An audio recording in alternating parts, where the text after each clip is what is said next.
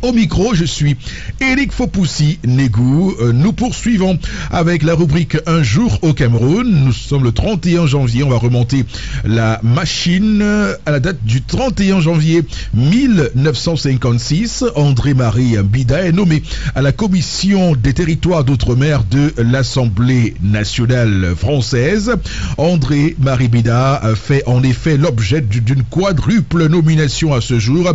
Il est également nommé à la commission du droit et de la justice et à la commission chargée de l'étude de la réforme du titre 8 de la Constitution française. Par ailleurs, il est désigné pour siéger au Conseil suprême du travail et du comité directeur de fonds d'investissement économique et de développement social, qui est un ancien organisme gouvernemental de la zone coloniale de la France et qui a été mis en place pour financer et coordonner de la fourniture d'installations pour les territoires coloniaux français, comme on peut le voir. Son élection fut confirmée le 14 février 1956 et il rejoint ainsi immédiatement le groupe socialiste SFIO de l'Assemblée nationale française. Il travaillera aux côtés de Gaston Defferre, Gérard Jacquet et Pierre Messmer qui rédige la loi cadre sur l'autonomie des territoires coloniaux français et les territoires sous tutelle des Nations Unies sous l'administration française en Afrique subsaharienne. Alors, il faut dire beaucoup de choses sur André-Marie Bida, de sa nomination comme le tout premier, de son élection, de son choix comme le tout premier ministre du Cameroun, et ensuite sa déchéance moins d'un an plus tard au profit d'Amadou Ahidjo, et puis, on va le dire ainsi, son opposition frontale au parti unique et ce qui lui vaudra toutes les peines. On va dire que clairement, lorsqu'il retourne au Cameroun en 1960, après 13 mois d'exil, il sera élu d'abord député le 10 avril 1960, André-Marie Bida, et puis vous aurez dans la suite, il sera donc ainsi député dans le Nyon et Sanaga à l'époque. Il continue son combat en fustigeant les troupes françaises restées au Cameroun après l'indépendance. Le 23 juin 1962, il publie son désaccord avec d'autres partis coalisés regroupés au sein d'un mouvement, le FNU, Fonds National Unifié, le rejet du parti unique, qui pour lui, on va le dire ici, aboutirait infailliblement à la dictature. Ils furent arrêtés, emprisonnés dans le nord du Cameroun. André-Marie Bida tombe presque aveugle des suites des tortures subies en prison. Imaginez-vous, en 1965, il est placé en résidence surveillée. Il est admis à l'hôpital des 15-20 en France en 1966 pour se faire soigner.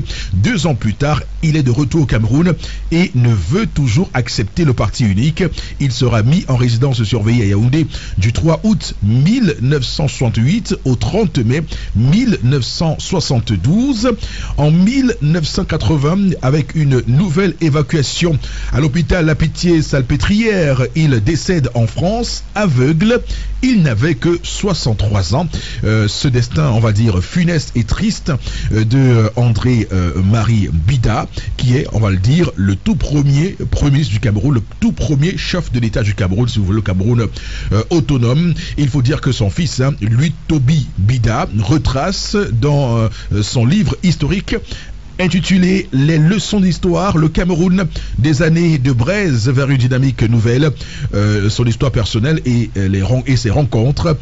Donc l'auteur, en tout cas, revient en tout cas sur les circonstances de l'arrestation de son papa en 1962.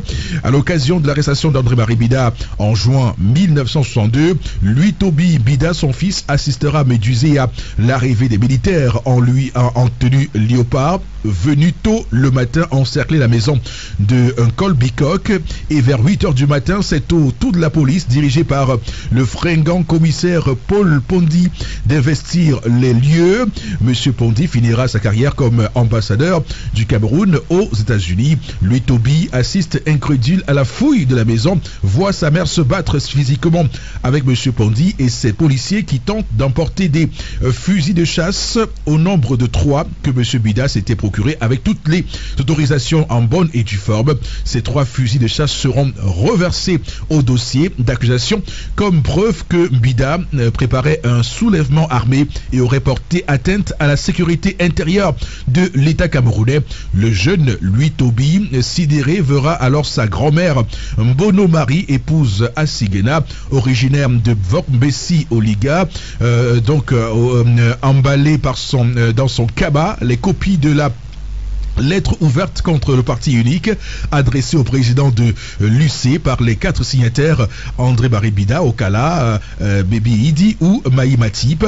Elle ira déposer ces documents et 3 armes de poing, dont un pistolet semi-automatique de 9 mm, un calibre 7,65 et un 6,35 chez son cousin, le frère aîné de monsieur Emma Basile, Simon Otou, habitant le quartier Etetak.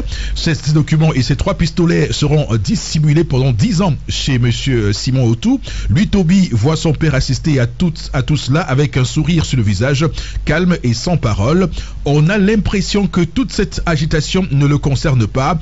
Quelques semaines avant, il est parti à pied de Yaoundé jusqu'au village de Zoa Toupsi, accompagné de la petite Elisabeth Eliga, la fille aînée de son frère Manijak, pour signaler à la famille qu'il va certainement se faire incarcérer par le pouvoir à cause de ses activités politiques. André Baribila est âgé à cette époque-là de 45 ans. Il est fort, solide et en bonne santé. Il a parcouru à pied à travers pistes et sentiers en toute discrétion les 45 km qui séparent Yaoundé du village de ses frères, tenant sa petite nièce par la main comme un père et sa fille, un chapeau à large bord sur la tête. Il passe inaperçu.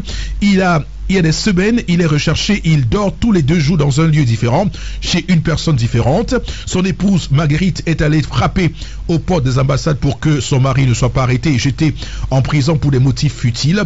L'ambassade de France l'a certes reçu, mais traité avec désinvolture. Madame Bida, vous avez voulu devenir indépendant, vous l'êtes.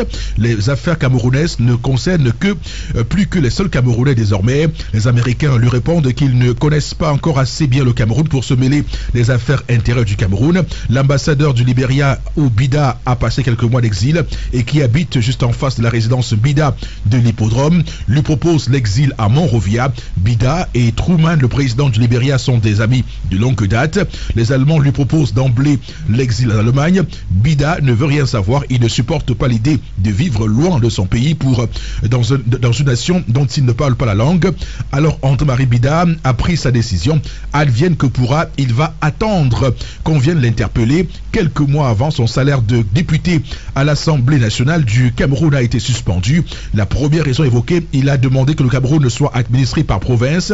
C'est le tollé général. Bida veut diviser le Cameroun. C'est la première cause évoquée pour le suspendre. En 1972, à la veille d'annoncer la création de cette province, le président Ahidjo enverra tard le soir Jean Akassou faire savoir à Bida: on s'est trompé, tu avais raison, les provinces sont créées. Bida demandait à cette époque, en 1960, une plus large autonomie dans le choix des représentants locaux, dans les choix économiques, dans le système de couverture sociale. Il préconisait que l'expression culturelle de chaque province soit une priorité. Un député de l'UPC régulièrement élu, Ono Mimboé, s'est vu refuser l'entrée à l'Assemblée nationale du Cameroun de 1960. Courageusement, Bida, comme en 1955, devant le gouverneur Roland Pré et le ministre de la France d'Outre-mer qui interdisent l'UPC, Bida a décidé de défendre les droits de l'UPC à accéder à l'Assemblée nationale camerounaise de 1960. Il est suspendu lui aussi. Il lui est interdit d'accéder à l'Assemblée nationale, sise à l'époque en face de l'actuel ministère des Finances que vous connaissez. Les gendarmes, le centre linguistique, les gendarmes en faction ont ordre de tirer sur Bida s'il s'approche seulement à l'Assemblée nationale. Alors il s'est vu contraint de mettre en location sa belle demeure de l'hippodrome pour aller vivre très modestement à Kolmbikok sur l'ancienne route de Douala dans sa belle famille, les Vokmbessi. Le Canada vient d'ouvrir une ambassade à Yaoundé. La maison de Bida de l'hippodrome leur plaît. Elle se situe à proximité des bureaux de l'ambassade en face de la maison de la radio. Ils veulent louer la villa de Bida pour y loger leur ambassadeur. Alors le chargé des affaires veut finaliser le bail. Les Canadiens font les choses correctement. Ils font enregistrer, on va le dire ainsi, le bail auprès des services correspondants aux finances.